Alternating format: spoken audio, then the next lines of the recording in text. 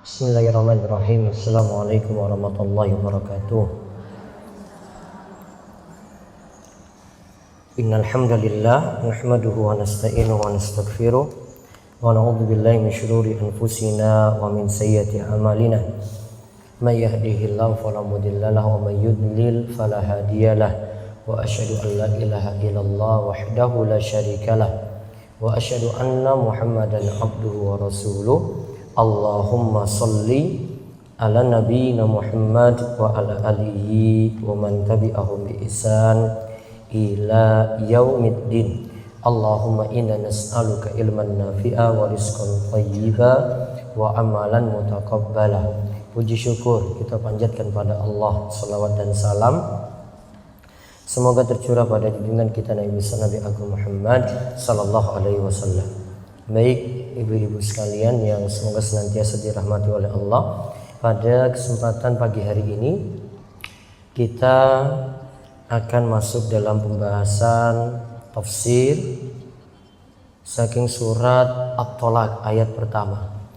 Ini sebenarnya masih melanjutkan serial kita tentang parenting, dan di antara masalah yang ada yang pernah kami sebutkan, karena terjadi perceraian antara suami istri yang membuat sebab anak juga bisa nakal dan sulit diatur. Makanya saya selipkan dengan pembahasan ini, kita kaji nantinya di beberapa pembahasan dari tafsir surat At-Tolaq.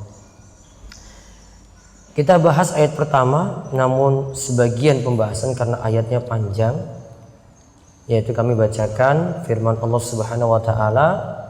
Allah berfirman, ya ayyuhan nabiyyu idza talaqtumun nisaa fatalliquhunna liiddatihinna wa ahsul iddah wattaqullaha rabbakum la tukhrijuhunna min buyutihinna wa la yakhrujna illa ayyatina bi fahishatin mubayyinah wa tilka hududullah wa may yata'adda hududallahi faqad zalama nafsahu la tadri la'allallaha yuhditsu ba'da dzalika amra. Ya ayuhan nabi, wahai nabi, idza talaqtumun nisaa, jika kamu menceraikan istri-istrimu, fatalliquhunna liiddatihinna, maka kamu ceraikan mereka, hendaklah kamu ceraikan mereka liiddatihinna, pada waktu mereka dapat menghadapi iddahnya yang wajar. Wa asul iddah, lalu hitunglah waktu iddah tersebut, hitunglah masa iddahnya. Wattaqullaha rabbakum, dan bertakwalah kepada Rabb kalian. La tukhrijuhunna min buyutihinna, jangan keluarkan istri-istri kalian selama masa iddah, masa menunggu tadi, min buyutihinna, dari rumah mereka. Wala yakhrujna, janganlah keluarkan illa ayatina bi fahishatin mubayyinah, kecuali dapat bukti yang nyata dia telah melakukan perbuatan keji yang terang. Fahisha yang dimaksudkan adalah zina. Wa tilka hududullah, demikian itu adalah aturan-aturan dari Allah. Wa may yata'adda hududallah, siapa yang melampaui batas dalam aturan-aturan tersebut dari batasan-batasan Allah, faqad zalama nafsa, dia telah berbuat zalim terhadap dirinya. La tadri la'allallaha yuhditsu ba'da dzalika amra, dan tidak mengetahui barangkali Allah mengadakan sesudah itu suatu hal yang baru. Ini tafsir atau ini arti dari surat At-Tolaq tadi. Sekarang kita lihat masalah tolak. Tolak secara bahasa itu artinya melepas. Disebut talak karena seorang suami itu melepaskan istrinya. Namun dalam syariat Islam, Bu, agar tidak terjadi melampaui batas, tidak menzolimi, maka diberikan aturan-aturan. Aturannya nanti dalam surat At-Thalaq ini. Maka pembahasan talak itu dibahas dalam surat khusus, menunjukkan urgensi atau pentingnya masalah ini agar tidak mudah untuk dilanggar. Ini sebenarnya yang butuh hadir ini suami istri, bukan ibu-ibu saja. Ya, suami juga ya mudah-mudahan dengar live atau ya ibu ngomongin lah di rumah. Kalau di parkir harusnya suruh masuk, gitu, duduk di belakang, biar ngerti juga masalah ini. Karena ini dua masalah. Sebenarnya yang paling kena di sini banyak pelanggaran itu saking suami. Banyak pelanggaran dalam masalah talak ini dari suami. Ini nanti dibahas, ini masalah suami semua ini. Ini harusnya kajiannya diubah jadi kajian muslim aja. Ya. Karena ucapan yang keluar talak saking suami. Yang ucapkan, yang jatuhkan suami. Ibu bukan urusan talak di sini. Ibu cuma pasrah nerima saja. Ya. Karena ini hak suami. Jadi suami yang jatuhkan. Suami yang nanti utarakan talak 1, talak 2, talak 3. Lalu nanti dia dalam keadaan emosi gimana, dalam keadaan tidak sadar bagaimana, dalam keadaan dia bercanda bagaimana, itu ada pembahasannya. Intinya awal dulu kita ceritakan tentang surat ini, bisa dilihat penjelasan ayat. Dalam Zadul Masir, kitab tafsir karya Imam Ibnul Jauzi, ini beliau nukil perkataan Az-Zujaj, seorang pakar tafsir, itu katakan ayat ini walaupun di awal tadi disebut ya ayuhan nabi, wahai nabi, namun ini berlaku kepada Nabi SAW, ditujukan kepada Nabi SAW dan kaum mukminin secara umum. Jadi berlaku untuk Nabi Muhammad SAW, juga berlaku bagi orang-orang beriman secara umum. Demikian pula dinyatakan oleh Syekh As-Sa'di dalam kitab tafsirnya. Sekarang kita lihat kalimat tadi, ya ayuhan nabi, idza tallaqtumun nisaa. Wahai nabi, apabila kamu menceraikan istri-istrimu. Maksudnya, jika engkau ingin mentalak istrimu, maka lakukanlah talak tersebut dengan cara yang disyariatkan. Jangan buru-buru untuk mentalak sampai ditemukan ada sebab. Kalau nggak ada sebab nggak boleh. Jangan pula sampai tidak memperhatikan aturan Allah. Berarti pelanggaran yang sering terjadi adalah terlalu cepat-cepat memutuskan untuk mentalak.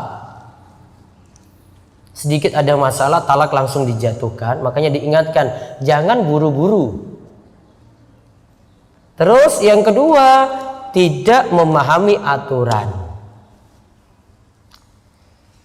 Bu, ini sebenarnya ini terjadi harusnya sebelum nikah, ini baru dipahami. Karena ketika seorang itu menikah, ada yang memahami bahwasanya menikah itu cuma dipahami yang enaknya saja. Pokoknya saya menikah, pokoknya bangun rumah tangga, saya punya pasangan, ada yang membantu saya, ada yang menolong saya, mendukung saya, menafkahi saya. Dianggap cuma seputar itu tentang masalah nikah. Padahal perlu dipahami, kalau mau dipelajari serius tentang masalah nikah, justru masalah ini ibu harus pelajari lebih dahulu. Sebelum tahu bangun rumah tangga itu bagaimana. Saya ketika belajar dulu, ketika masa-masa kuliah dulu belajar agama, saya nggak pelajari masalah-masalah yang orang sebut dengan, ada dulu beberapa kitab, ada juga buku terjemahan. Kalau buku terjemahan itu apa? Kalau kesenangan mahasiswa dulu itu Sutra Ungu. Nah, itu ada. Buku karya Ustadz Abu Umar, beliau sekarang di Kalimantan sana. Namun bukunya masih tersebar gitu. Ada juga baca seputar itu. Saya nggak urgent membahas kayak tadi. Saya waktu itu mempelajari, sudah saya kuasai masalah talak dulu ini. Talak saya pelajari lebih dalam. Ya, biar apa, ketika saya itu nanti menikah, saya tidak lakukan kesalahan-kesalahan, karena kesalahan-kesalahan seperti ini banyak. Dan ini tidak dipahami. Apalagi laki-laki tidak memahami hal ini. Sudah terjadi baru dia menyesal. Maka seringnya nanti pertanyaan ibu-ibu itu seputar, Ustadz ini gimana ini, suami saya ini sudah ucapkan ini talak 3 ini berlaku atau tidak? Ustadz ini kemarin suami saya dalam keadaan emosi dia jatuhkan saya talak gitu. Talak ini sah ataukah tidak? Dia dalam keadaan emosi. Ustadz suami saya langsung ucapkan pada saya talak kamu 1, 2, 3. 3 kali sekaligus. Ini gimana ini? Padahal kalau dia kuasai teori sejak awal sebelum dia itu menikah, dia mau mengucapkan kayak gini saya sudah berat. Karena konsekuensi kalau sudah ucapkan kalimat saya talak kamu jatuh 1 Bu. Terus tersisa 2. Punya 2 kesempatan lagi. 1 sudah diucapkan cuma tersisa 2 Bu. Ini nggak bisa dimaafkan. Sudah saya menyesal itu tadi. Menyesal ini tetap berlaku. Menyesal cuma ada ketika itu rujuk. Rujuk berarti sudah dia kembali pada istrinya lagi. Yang tadi sudah diucapkan gimana? Tetap masih berlaku. Tinggal sisa 2 kali kesempatan. Kejadian lagi tahun depan lagi. Terulang lagi masalah. Atau dapat masalah baru. Jatuhkan lagi Bu. Saya talak kamu 1 kali. Jatuh talak 2 Bu. Jatuh talak 2. Terus dia menyesal lagi. Saya pengen rujuk lagi pada istri saya. Saya masih cinta lagi sama istri. Sudah balik lagi. Sisa berapa berarti Bu? Sisa 1. Coba yang ada penyesalan demi penyesalan. Kalau ini nggak diketahui kayak begitu. Jadi seputar pertanyaan kayak tadi itu muncul terus. Ini masalah ibu waktu kemarin-kemarin ketika kita bahas masalah yang lain keluar lagi masalah itu sudah dibahas. Namun kita belum bahas detail. Ya, ini ingin saya bahas detail kali ini dengan bahas surat At-Thalaq ini, biar tahu aturan. Jadi di sini terangkan ini Syekh Sa'di itu terangkan kalau seringnya itu terjadi, pertama itu buru-buru, cepat untuk memutuskan talak tadi. Yang kedua tidak tahu aturan. Padahal nanti aturannya kalau ibu-ibu perhatikan di sini, aturannya itu berat sekali.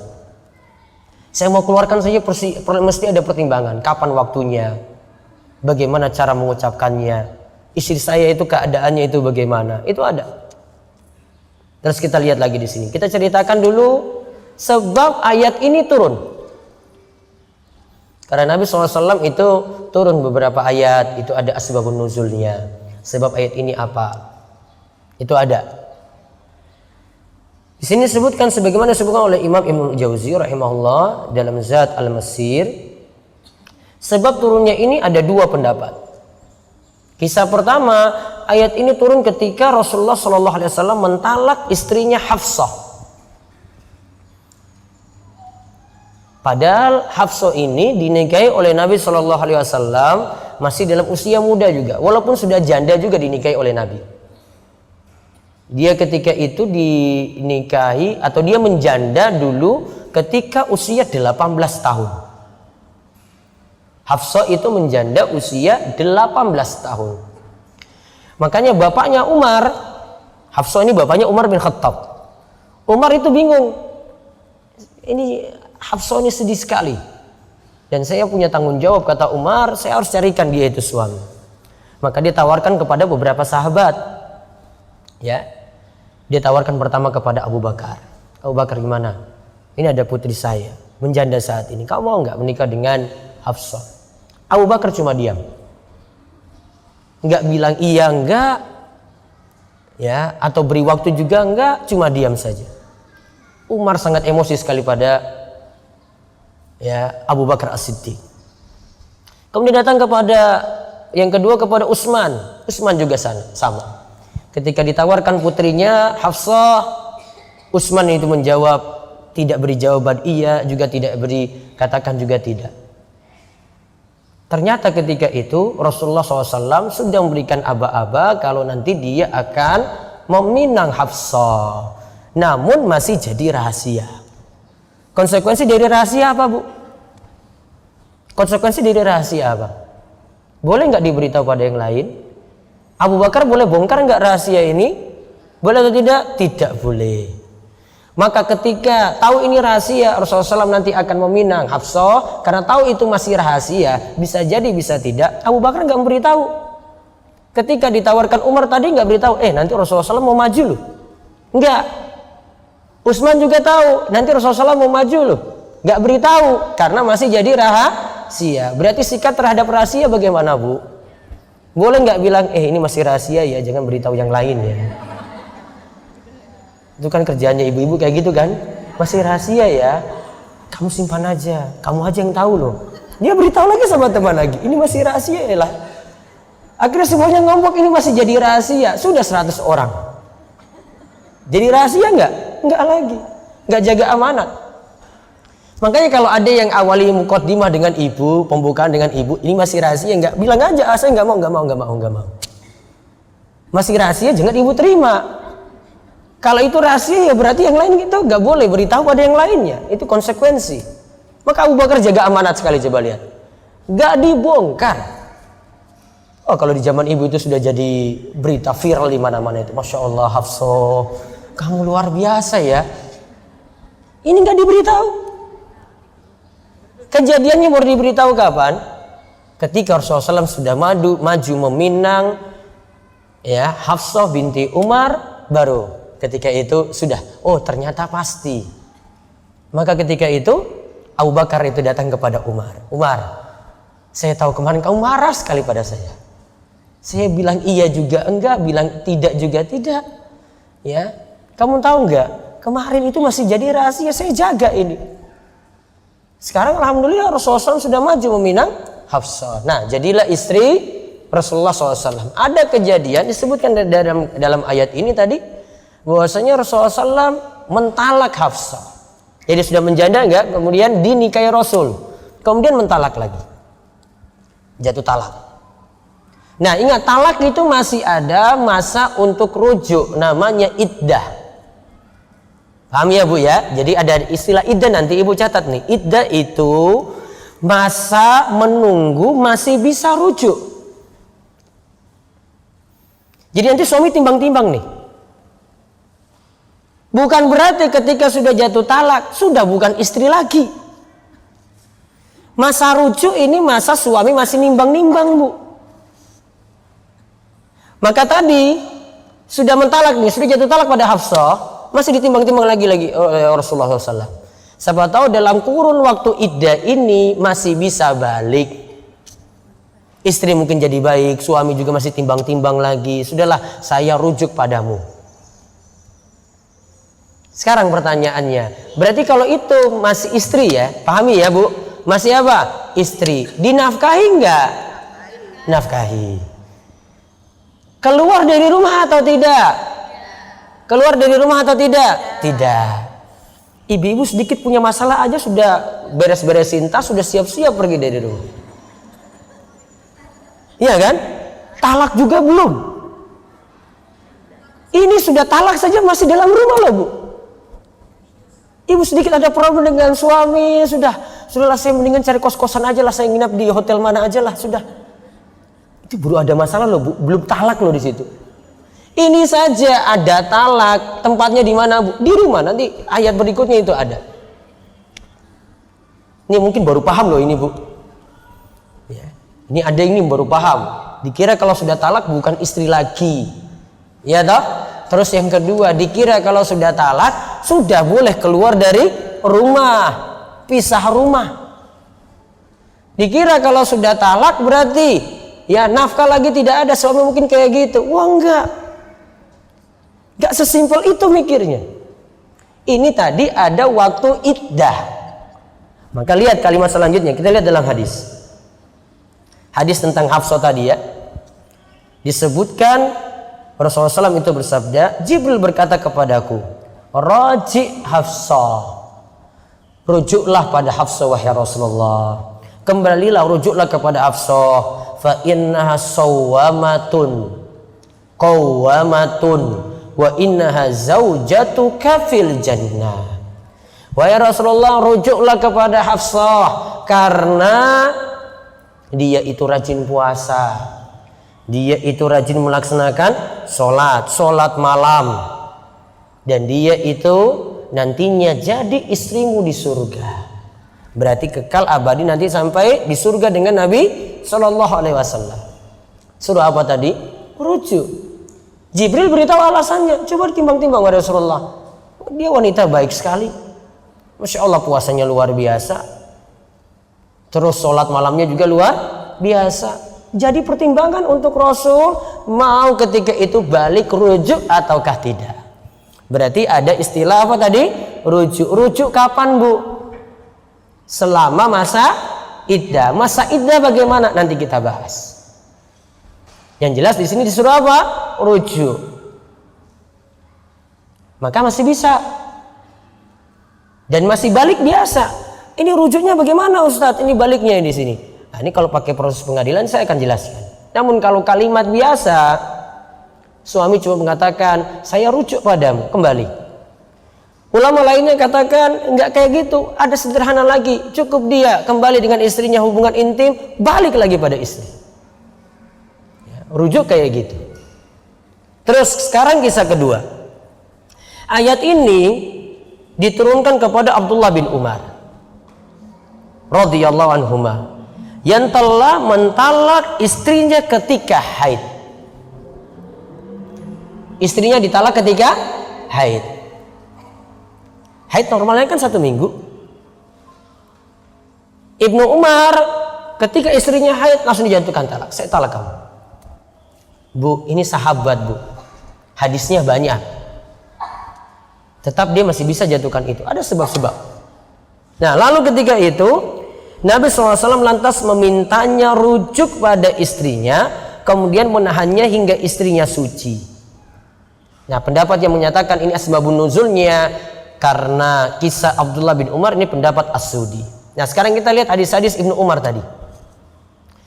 Hadis-hadis yang membicarakan talak yang dilakukan Ibnu Umar adalah dalil-dalil berikut ini. Kita lihat kisah-kisahnya dalam hadis berikut ini.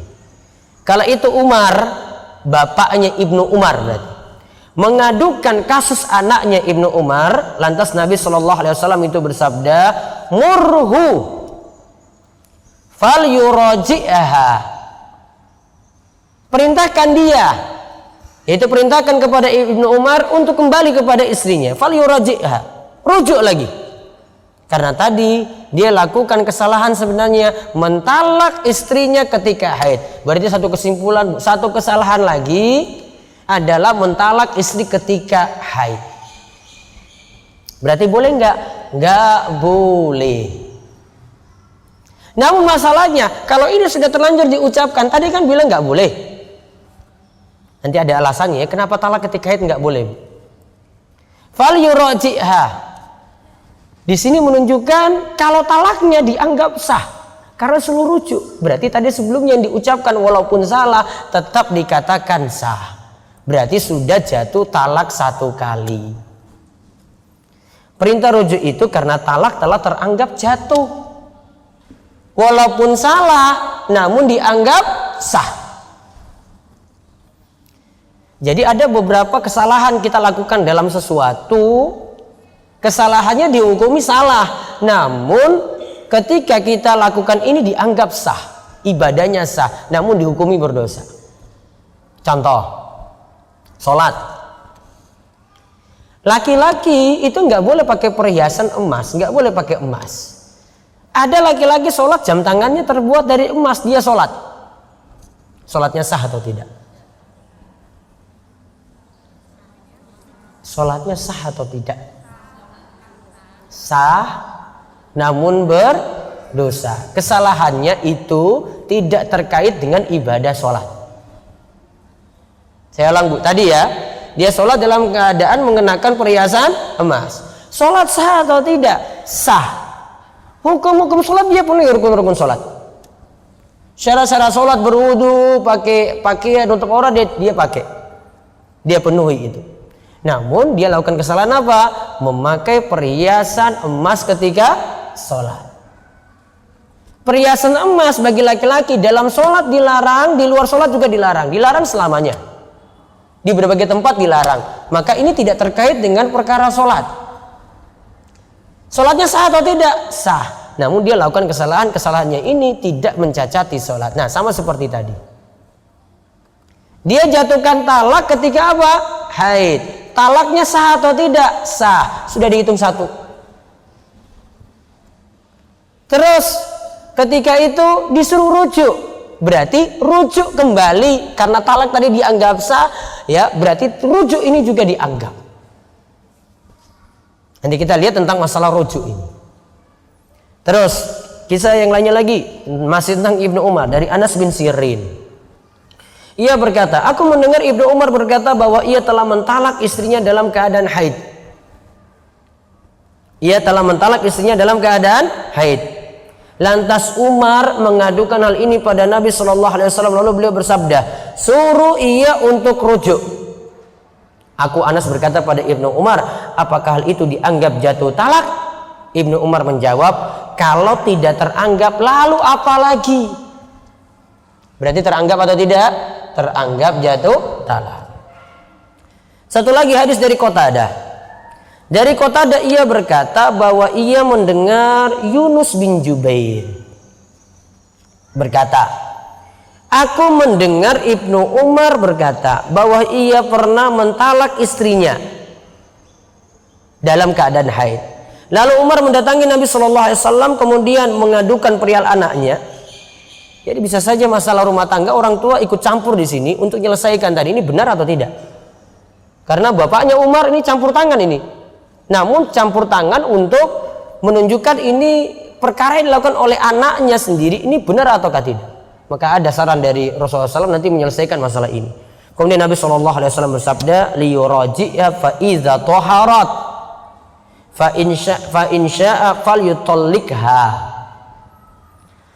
Perintahkan ia untuk rujuk pada istrinya jika istrinya telah suci dan ia mau, ia bisa mentalaknya lagi. Berarti disuruh talak ketika kapan, Bu? Ketika suci. Yunus berkata pada Ibnu Umar, apakah engkau menganggap jatuh talak? Ibnu Umar menjawab, apa yang menghalanginya? Talak tersebut tidak terhalang walau karena kelemahan atau kebodohannya. Dapat pelajaran lagi, Bu. Kalau talak itu nggak dianggap ibu atau suami itu paham atau tidak? Paham kalau talak yang dijatuhkan sah atau tidak? Kalau sudah terlanjur terucap, kelemahan atau kebodohannya tidak dianggap. Dianggap sah kalau itu kalimatnya itu tegas. Ingat ya, Bu, kalimatnya apa, Bu? Tegas. Kalimat talak itu ibu harus pahami ada dua macam. Kalimat talak itu ada dua macam. Yang pertama kalimat sharih, kalimat tegas. Kalimat sharih, kalimat tegas. Yang kedua kalimat kinayah, tidak tegas. Kalimat tegas contohnya, saya talak kamu. Tegas nggak, Bu? Tegas atau tidak? Tegas. Ini nggak bisa ditafsirkan ini. Itu kalimatnya sudah tegas. Saya ceraikan kamu. Tegas. Contoh kalimat kinayah tidak tegas, masih ungkapan, perlu ditafsirkan. Contoh, kamu pulang saja ke rumah orang tuamu. Tegas atau tidak? Tegas atau tidak, Bu? Tidak tegas. Kamu pulang saja, bisa jadi suruh mudik pulang. Ayo. Tegas nggak? Tidak. Maka kalau kalimat yang kedua ini, Bu, kinayah, mesti melihat dari niatan suami. Niatan suami apa? Kalau suami dengan kalimat tadi dia anggap, saya maksudkan tadi talak, sudah dianggap. Kalimatnya apa lagi contohnya ya? Ungkapan. Apa, Bu? Apa, Bu? Hah? Mau pulang ke ortu enggak? Masuk. Itu kinayah. Ayo, cerai saja. Kalau dari suami belum bilang kayak gitu toh, belum. Itu kan dari ibu. Ayo cerai saja. Siapa yang bilang? Laki-lakinya belum tegas. Saya gak mau punya istri kayak kamu, belum tegas.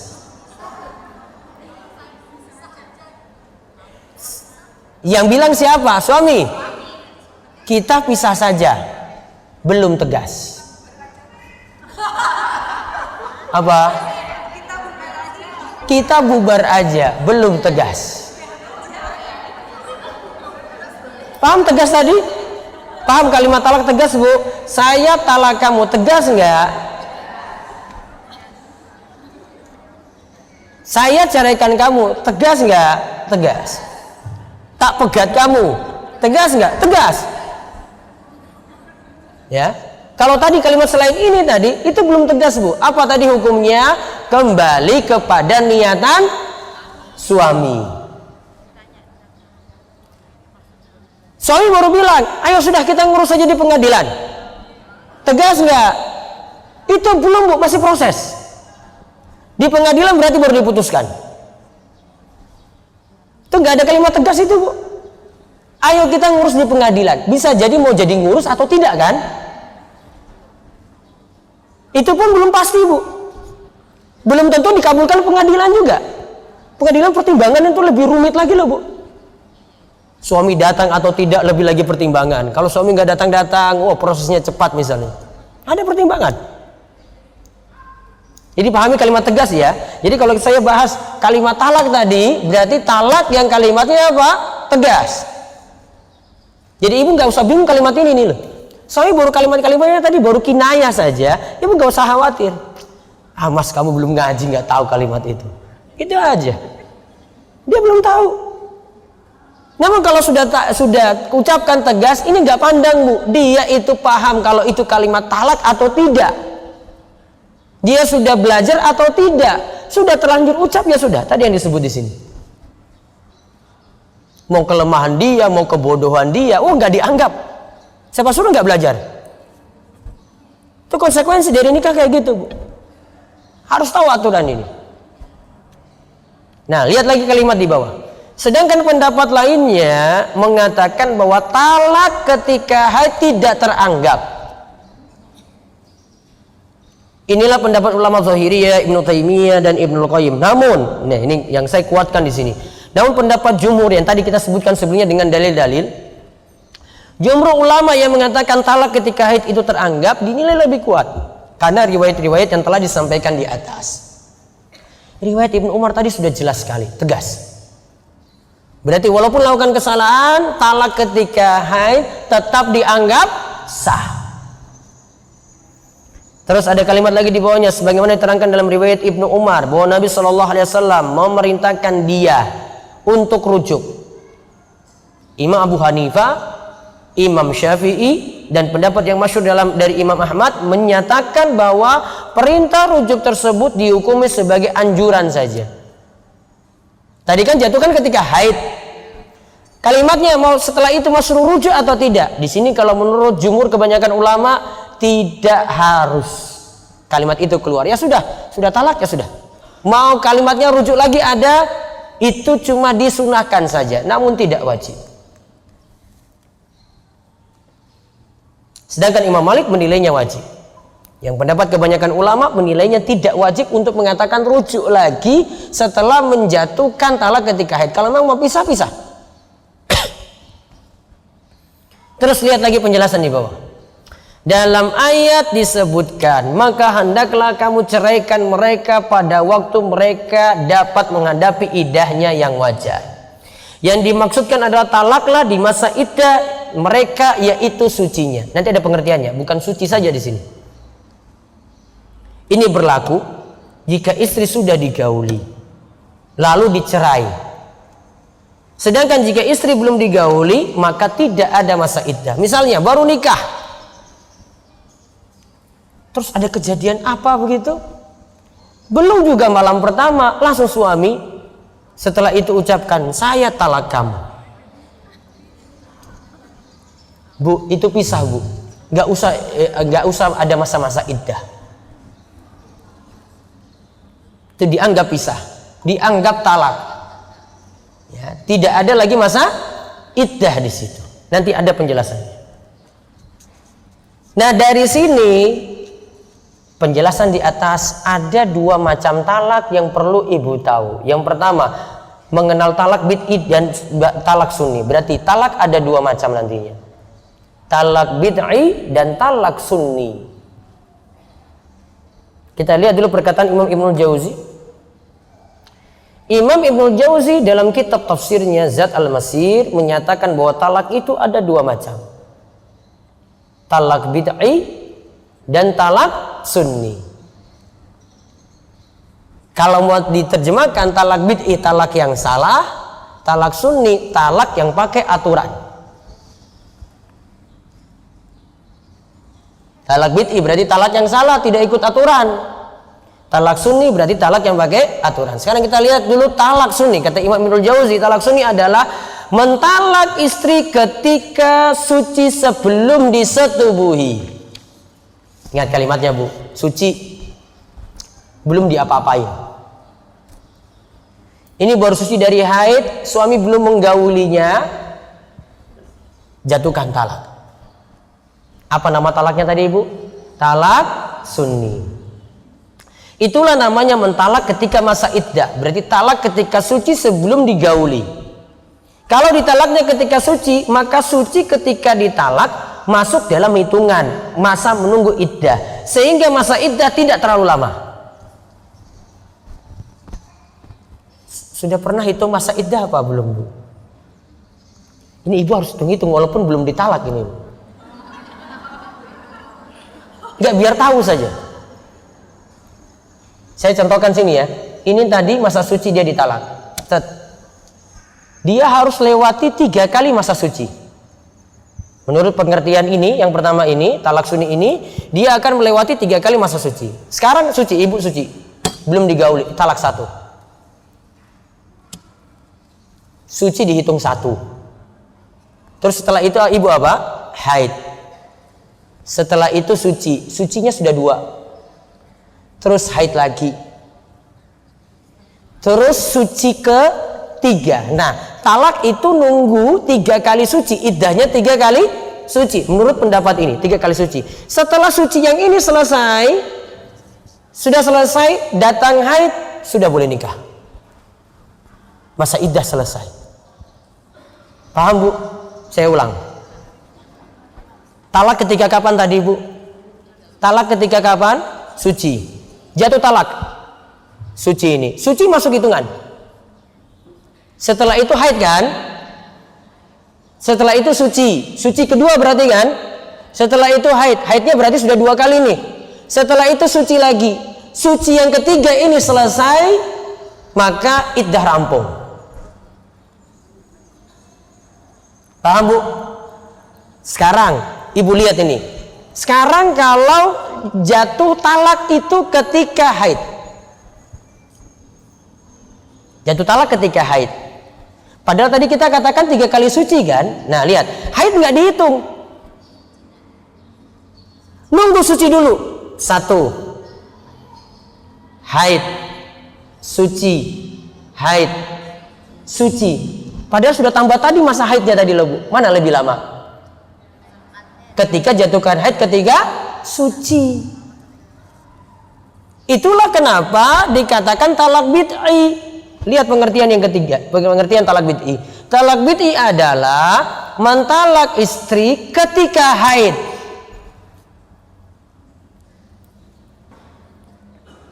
Atau mentalak istri ketika suci setelah disetubuhi. Maka seperti itu jatuh talak, namun yang menjatuhkan berdosa.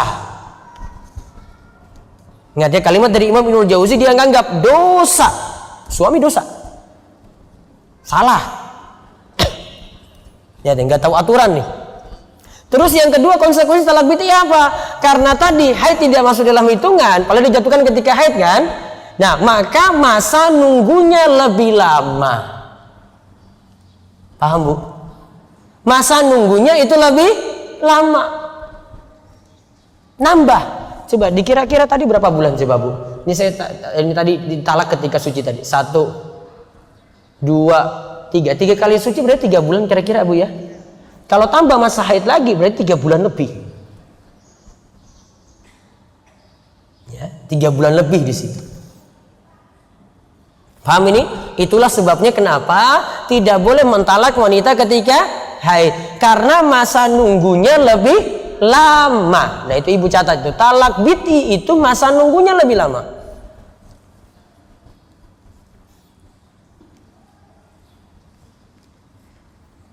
Terus kenapa sampai dilarang juga talak ketika suci, sudah suci, namun sudah disetubui baru ditalak? Kenapa bu? Konsekuensinya apa? Hamil. Kan tega sekali suami. Coba Islam pakai perhitungan kayak gitu lah bu.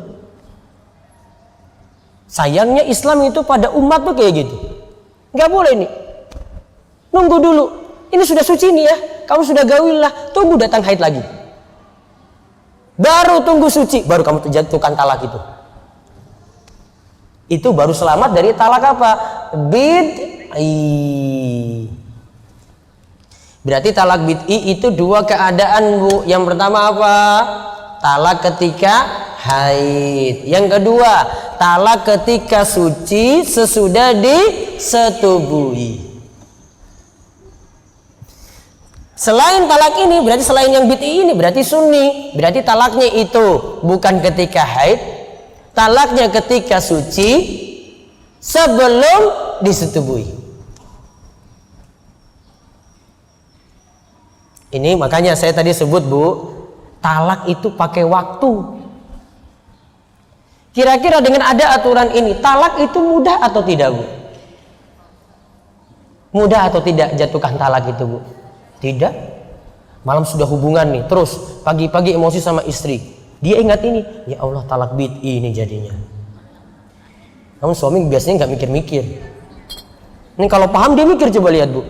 Talak bid'i, saya dosa nih. Saya nunggu dulu, ya. Dia nunggu dulu, suami nunggu dulu sampai apa? Suci selesai. Datang haid kan? Setelah haid selesai baru suci, sebelum disetubui baru jatuhkan. Namun kan nunggu sebulan lagi kan berarti? Nunggu lama. Apa? Yang sudah nggak haid nanti belakangan. Belum disebut, sabar. Ini yang haid dulu ini, yang masih nom-nom dulu. Ya. Sudah, talak bid'i paham ya? Satu lagi bentuk talak bid'i. Kata Imam Ibnul Jauzi, yang termasuk dalam talak bid'i pula adalah mentalak istri 3 kali sekaligus. Dalam sekali masa suci. Nih sucinya bu. Terus langsung sekalian, saya talak kamu 1 kali. Besok masih suci lagi, saya talak kamu 2 kali. Talak kedua. Terus besok masih suci lagi, besoknya ini, besok harinya, saya talak kamu ketiga. Itu saja bid'ah menurut Imam Ibnul Jauzi, menukil pendapat dari mazhab Imam Ahmad. Berarti melanggar aturan. Apalagi kalimatnya, saya talak kamu 3 kali sekaligus. Lebih salah lagi. Atau saking emosinya, saya talak kamu 1000 kali. 3 kali saja itu salah, apalagi 1000.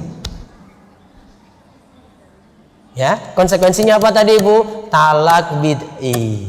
Nah sekarang yang talak tadi 3 kali sekaligus, gimana hukumnya? Apakah dianggap 3 langsung? Ataukah cuma dianggap 1 saja? Ibu catat, yang benar cuma dianggap 1. 3 tadi sekaligus cuma dianggap 1. Caranya biar 3, ini sudah jatuh talak nih, tunggu ini melewati masa iddah. Terus mau rujuk, ulangi talak lagi 2. Terus mau lagi sampai 3, rujuk dulu, baru kemudian 3. Nggak bisa 3 sekaligus untuk kalimat talak. Kalau ada yang ucapkan 3 sekaligus, cuma dianggap apa? 1. Nah sekarang kita hitung masa iddah. Ya, hitung masa iddah. Kan tadi dikatakan, dan hitunglah waktu iddah itu. Lihat lagi di buletin. Dalam ayat dilanjutkan, dan hitunglah waktu iddah. Maksudnya adalah masa iddah diperintahkan untuk dihitung. Ini punya faedah. Ini ada beberapa poin ya. Ini Ibnul Jauzi masih saya nukil. Di antaranya memperhatikan waktu kapan rujuk. Berarti selama masa iddah ini boleh rujuk. Selama 3 kali suci tadi itu masa tersebut pertimbangan, masih boleh rujuk. Terus bagaimana nafkah dan tempat tinggal? Artinya masih ada kewajiban nafkah dan tempat tinggal, enggak lepas semuanya. Terus bagaimana ketentuan jika sudah mentalak 3 kali hingga jadinya talak bain? Talak bain itu berikan keterangan talak yang tidak boleh rujuk lagi. Berarti talaknya sudah 3 kali. Biar bisa kembali lagi dengan mantan istrinya atau mantan suaminya, maka konsekuensinya istri harus nikah lagi dengan laki-laki lain, lalu balik lagi dengan suaminya, nikah dengan laki-laki lain, lalu cerai dengan cara yang wajar, nggak sandiwara, nikahnya nggak sandiwara, cerainya nggak sandiwara, terus balik lagi, boleh. Namun ada yang pakai sandiwara, ada. Ya, sandiwaranya gimana? Dia bilang sama teman, saya sudah talak istri saya 3 kali. Kamu nikahi saja dia ya, namun nggak boleh macam-macam. 1 minggu kamu cerai dong.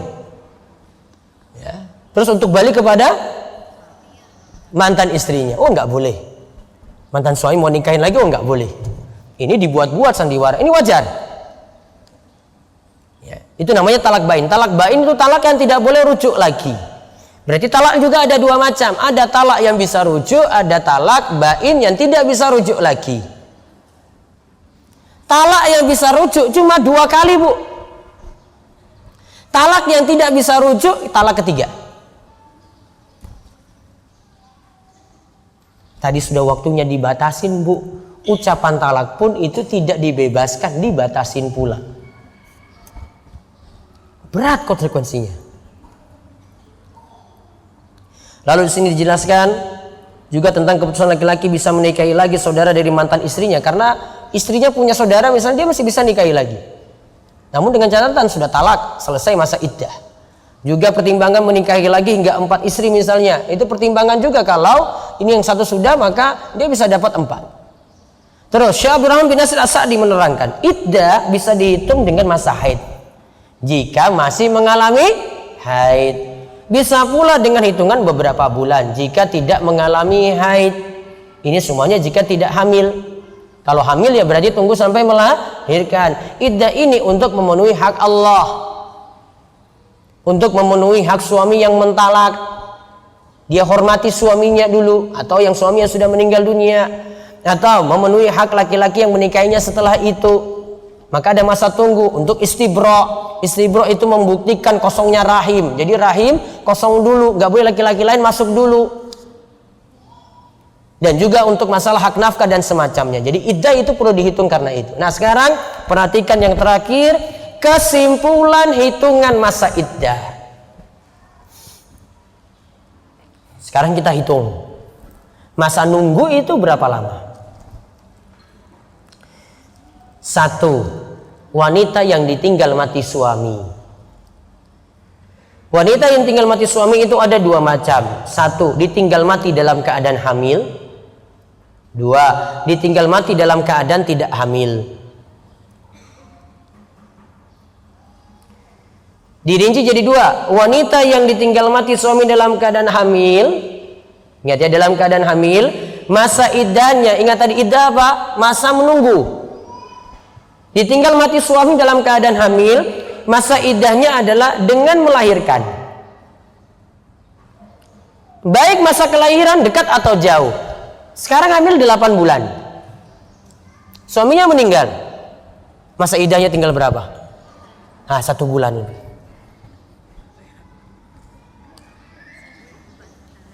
Hamilnya 9 bulan.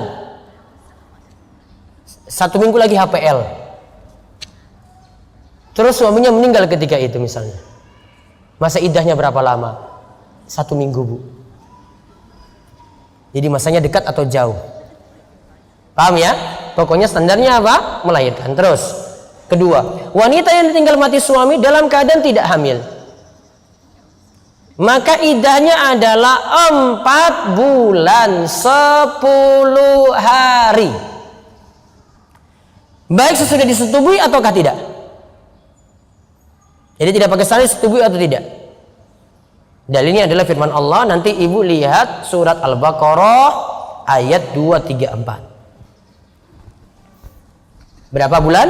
4 bulan 10 hari. Ini masa iddah plus masa ihdad, berkabung. Berkabung konsekuensinya untuk ibu-ibu tidak boleh keluar rumah kecuali punya kepentingan mendesak. Selama 4 bulan 10 hari tadi. 4 bulan 10 hari ini juga tidak boleh ada yang pakai isyarat mau lamar ibu, nggak boleh. Laki-laki ini bilang suka pada ini, misalnya janda ini, wah nggak bisa. Masih masa iddah. Konsekuensi. Ingat ya tadi masa ihdad berkabung. Berkabung nggak boleh keluar rumah kecuali punya kepentingan mendesak. Bahkan juga tidak boleh berias diri. Jadi dia dalam keadaan hormati suami yang meninggal. Keadaannya seperti itu. Terus masa iddah menunggu. Menunggu berarti tidak boleh dinikahi, tidak boleh ada yang lamar, tidak boleh ada yang pakai isyarat. Saya suka pada ini, nggak boleh. Itu masih masa menunggu dan sekaligus ihdad. Terus yang kedua, wanita yang tinggal mati suami, yang tidak ditinggal mati suami. Masa iddahnya bagaimana? Dirinci lagi. Yang dimaksud wanita jenis ini adalah wanita yang diceraikan atau wanita yang berpisah dengan li'an atau fasakh, atau setelah disetubui. Untuk wanita jenis ini ada 3 macam. 1. Diceraikan dalam keadaan hamil. 2. Diceraikan dengan iddah hitungan quru'. 3. Diceraikan dengan iddah hitungan bulan. Terus sekarang kita rinci. Wanita yang diceraikan dalam keadaan hamil. Suami ceraikan dalam keadaan hamil. Masa iddahnya adalah sampai melahirkan. Ingat ya, sampai melahirkan. Sama seperti tadi ketika ditinggal mati suami. 2. Wanita yang memiliki quru'. Bagi wanita yang masih mengalami haid, yaitu ia menunggu sampai 3 kali quru'. Nah, 3 kali quru' ini para ulama beda pendapat. Ada yang mengatakan itu 3 kali haid, ada yang menyatakan 3 kali suci. Kalau tadi saya pakai hitungan, Bu, hitungan tadi itu 3 kali suci. Sekarang saya mau pakai 3 kali haid. Karena saya di sini kuatkan 3 kali haid. Ini untuk lebih hati-hati. Jatuh talak tadi ketika kapan, Bu? Ketika suci apa haid? Yang sunni. Ketika kapan? Suci. Sekarang jatuh talak 1. Nunggu 3 kali haid ya, nanti lebih lama, Bu. Haid 1. Suci. Haid 2. Suci. Haid 3 kali. Haid 3 sudah rampung, terus sucinya datang, iddahnya selesai. Lebih lama enggak? Lebih lama. Namun dia lebih lama tapi lebih hati-hati. Makanya saya kuatkan di sini pendapat yang lebih kuat setelah penelusuran dari dalil yang ada, yaitu makna 3 quru' adalah 3 kali haid. Masalahnya kalau dia jatuhkan talak ketika haid, Bu. Iya kan? Dia jatuhkan talak ketika haid, lebih lama lagi. Haidnya nggak dihitung. Dihitung dari suci. Namun dihitung 3 kali haid kan? Haid.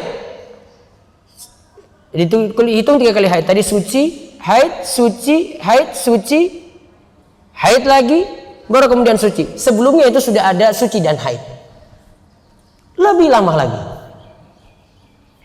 Itulah masalahnya kenapa tidak boleh laki-laki mentalak istri ketika masa haidnya. Yang ketiga sekarang, wanita yang tidak memiliki masa haid, mungkin dinikahi ketika kecil, atau dia ketika kecil berarti belum datang bulan. Kok bisa saya sebut ini, Bu? Protes, Bu. Kapan, Bu? Aisyah dinikahi kapan, Bu?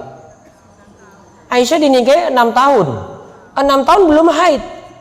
Haidnya 9 tahun. 9 tahun sudah digauli Nabi, baru digauli Nabi.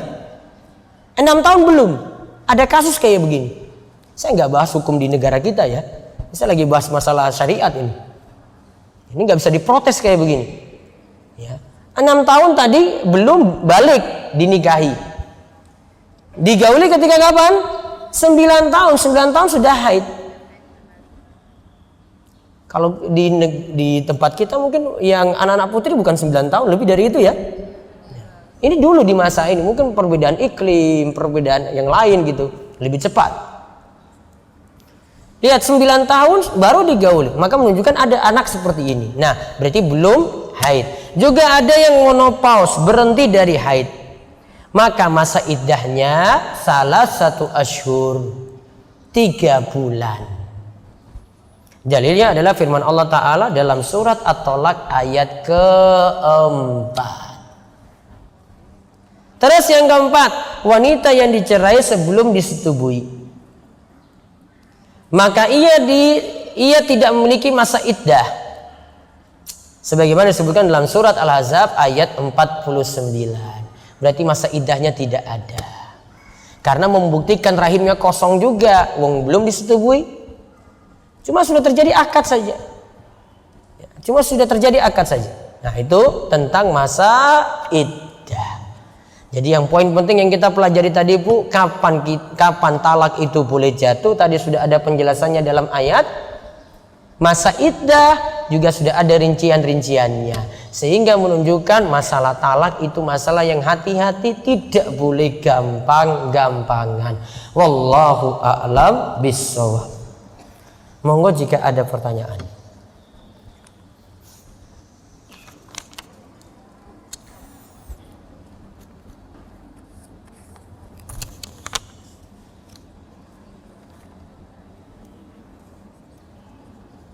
Ustaz mau bertanya, bagaimana dengan masa iddah istri yang LDR dengan suami? Keseharian memang tidak tinggal bersama. Suaminya talak dari jauh mungkin ya ini ya. WA. Nah, sekarang kita bahas lagi tambahan. Bagaimana hukum talak lewat telepon atau lewat WA? Sah atau tidak? Gimana Bu? Kalimatnya keren lagi, INUN. Tegas nggak itu tadi? Tegas nggak Bu? Wah, ini tegas sekali yang ini. Sekarang lewat jarak jauh seperti ini, telepon, SMS, WA, email, atau korespondensi surat gitu langsung kirim ke istri. Kalau kalimatnya tegas, jatuh talak, dianggap jatuh. Maka dianggap itu kalimat tegasnya dengan bentuk apapun. Lisan dianggap, tulisan juga dianggap. Syaratnya tidak ada Bu. Jarak gak dianggap. Suaminya di Saudi, istrinya di Jogja, nggak dianggap itu, langsung jatuh. Yang masalah tambahan lagi Bu, gimana kalau suaminya bercanda? Mungkin lagi April Mop, dia kerjain istrinya, dia kirim WA, cerita panjang, terus kalimat terakhir, saya ceraikan kamu, saya talak kamu 1 kali. Terus istrinya nangis-nangis, pakai emoticon nangis begitu. Terus sudah seharian nangis, terus suaminya malamnya baru beritahu, maaf yang tadi itu saya itu bercanda. Dianggap atau tidak Bu? Bercanda itu dianggap atau tidak? Untuk masalah nikah, talak dan rujuk, ya 3 ini serius dianggap sah, bercanda juga dianggap sah, sandiwara juga dianggap sah, asal syarat terpenuhi. Maka tadi kalau dia seandainya dengan jarak jauh pun itu bercanda tadi, tetap dianggap sah. Maka LDR di sini jarak tidak dianggap, yang jelas kalimat tegas ataukah tidak.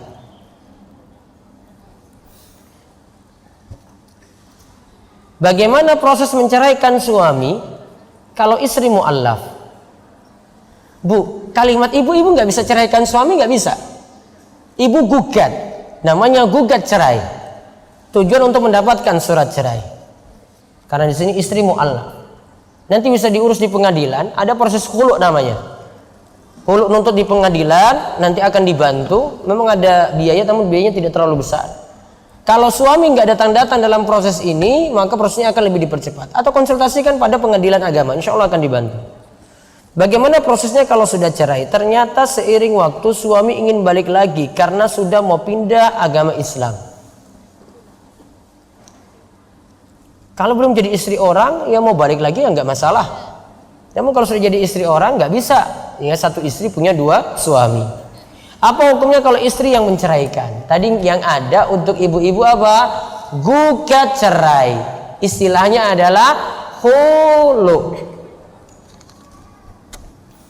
Mau tanya, mana solusi yang lebih baik? Kami sudah menikah 4 tahun, tapi belum dikaruniai anak. Saya mengizinkan suami poligami, tapi suami saya minta saya yang carikan.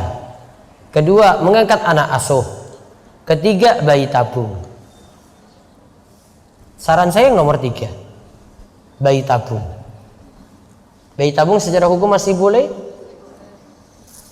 Yang asalkan benihnya itu dari suami istri itu yang sah, ditempatkan pada tempat istri yang sah.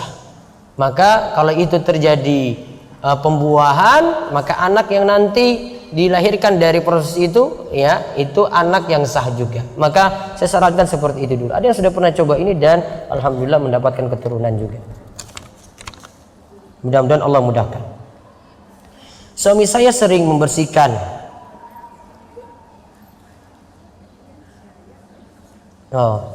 suaminya itu biasanya kencing, terus ada sisa dan selalu dibersihkan lama sekali karena takut ada tetesan ketika itu dan khawatir untuk sholat. Sebenarnya bagaimana toharoh bersuci untuk laki-laki semacam itu? Apakah harus benar-benar dibersihkan karena katanya masih netes terus ketika duduk?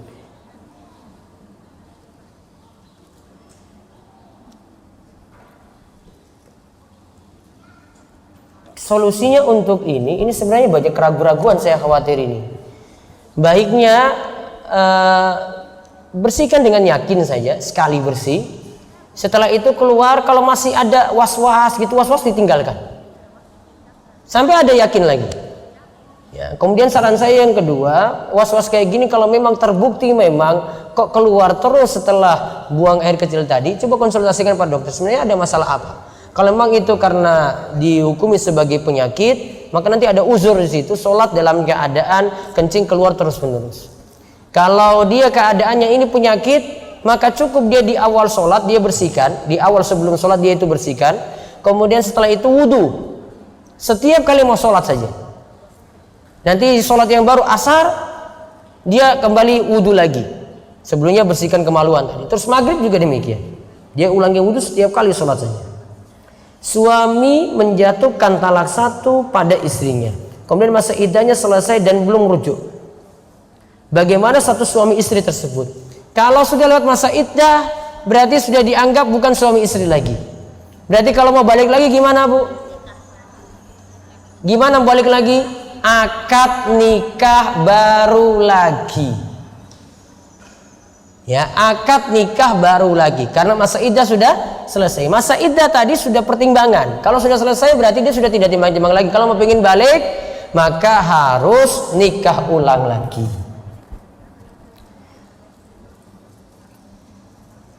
Talak dengan kalimat kinayah tadi, apakah tetap dikatakan jatuh talak? Kalau niatan suami jatuhkan talak berarti dianggap talak 1. Bagaimana hukum dalam Islam kalau istri menggugat cerai di pengadilan agama dan kemudian suami tidak pernah mentalak tapi pengadilan agama memutuskan cerai? Kalau pengadilan putuskan pisah, maka terjadi perpisahan. Jadi keputusannya pada pengadilan.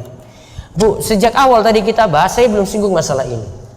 Ibu kalau mau tanya pun ini talak sah atau tidak, tetap jawaban saya urus di pengadilan agama. Kalau nikahnya resmi lewat KUA, pencatatannya itu ada, maka ketika ingin cerai maka tetap harus ngurus di pengadilan agama juga demi maslahat besar. Suami istri bekerja bersama-sama, dagang. Apakah itu termasuk suami memberikan nafkah padahal si istri yang banyak bekerja?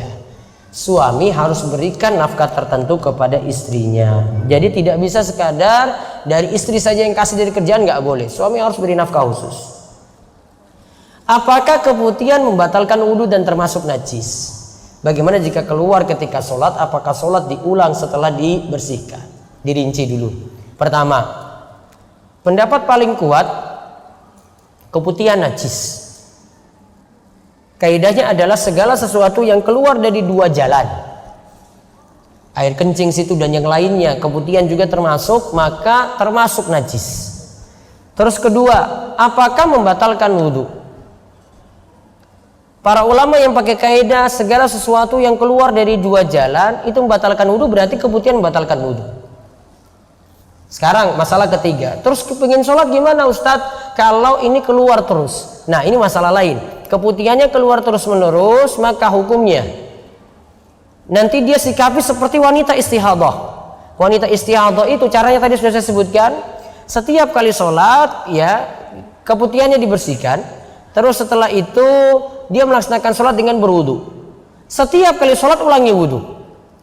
Sholat zuhur dia berwudu untuk sholat zuhur. Nanti datang sholat asar dia berwudu lagi untuk sholat asar. Sholat maghrib dia berwudu lagi untuk sholat maghrib. Seterusnya seperti itu.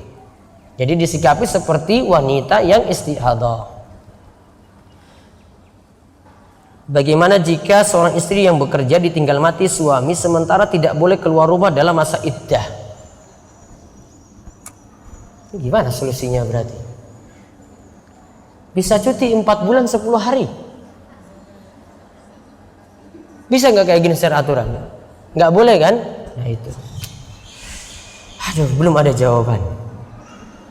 Jika suami tidak memberi nafkah, apakah istri berhak mengajukan cerai? Ditimbang-timbang. Nikah itu berat, cerai juga itu berat.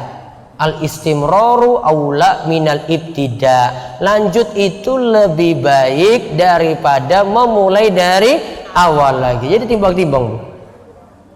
Jika orang tua tidak setuju anaknya bercerai dan dianggap anaknya mencari-cari kesalahan suami, padahal suami tidak menunaikan hak dan kewajibannya, apa yang dilakukan?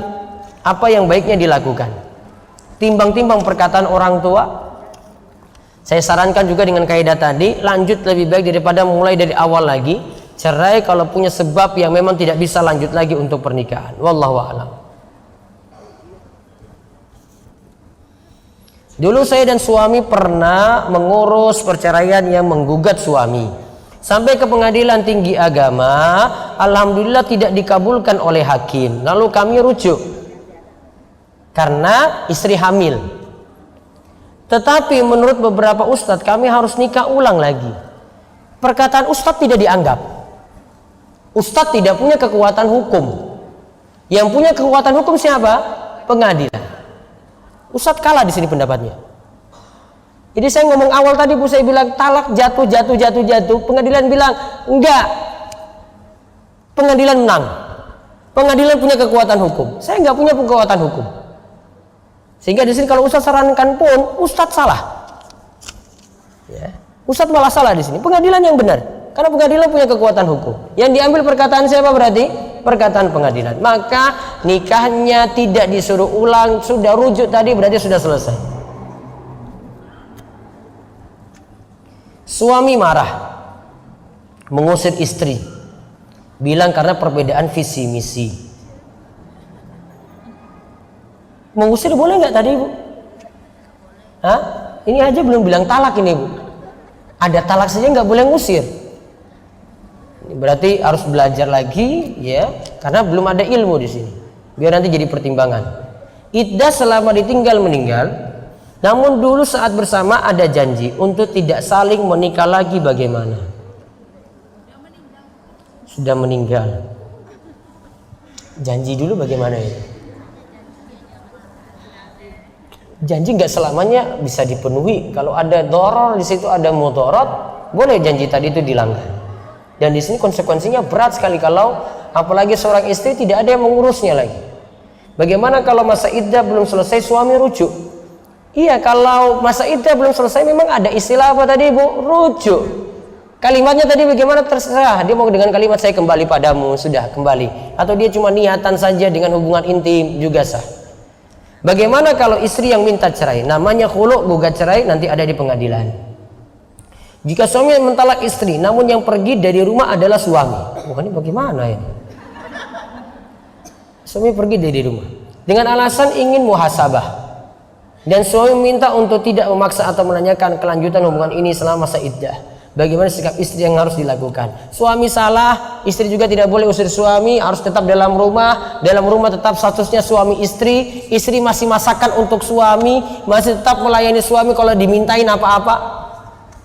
Ya, sampai nanti masa iddah selesai. Baru nanti suami ngantar ke rumah orang tua, gitu. Saya pernah hadapi seseorang ini orang Sudan waktu saya di Saudi sana. Dia sudah jatuhkan talak sama istrinya. Dia setiap hari kalau ketemu saya itu dia bawa teh. Saya sudah tahu kalau tehnya yang buat itu istrinya juga. Namun dia sudah jatuhkan talak, Bu. Saya tanya, ini yang buat siapa? Istri saya. Istri masih di rumahnya, Bu. Masih baik-baik seperti sebagaimana istri. Disuruh buat apa-apa tetap. Masa iddah rampung baru dia ngantar istrinya tadi itu pulang ke rumah orang tuanya. Seperti itu aturannya. Orang paham agama kayak begini, Bu, jadinya. Ustadz, bagaimana kalau setiap marahan selalu bilang cerai, tapi selalu diulang lagi? Suruh ngurus di pengadilan agama. Yang tadi-tadi tidak dianggap, Bu, sampai di pengadilan agama. Saat di dalam mobil suami marah-marah kemudian bilang sana kalau mau pulang, gitu. Tapi tidak tahu maksudnya itu kata pulang itu apa. Apakah itu termasuk dalam talak ataukah tidak? Tegas atau tidak, Bu?